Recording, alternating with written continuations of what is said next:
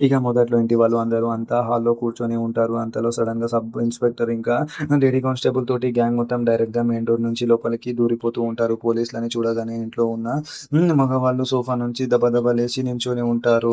మీలో అవని ఎవరు?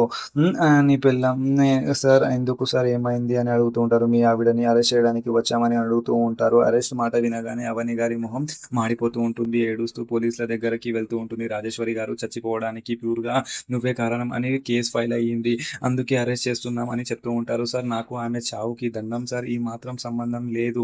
నేను ఏం చేయలేదు సార్ అని నమ్మొ చెప్తూ ఉంటుంది.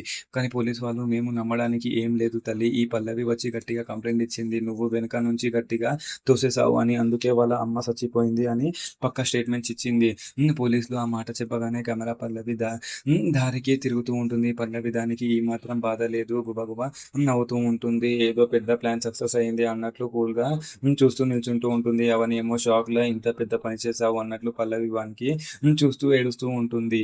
ఇక తొందరగా లాక్కొని వెళ్లి తనని లేడీ కానిస్టేబుల్ అవని చెయ్యి గట్టిగా పట్టుకొని హాల్ నుంచి బయలుదేరుతూ ఉంటారు. మన నెక్స్ట్ ఎపిసోడ్‌లో ఏం జరగబోతుందో అనేటిదే చూద్దాం. Thank you.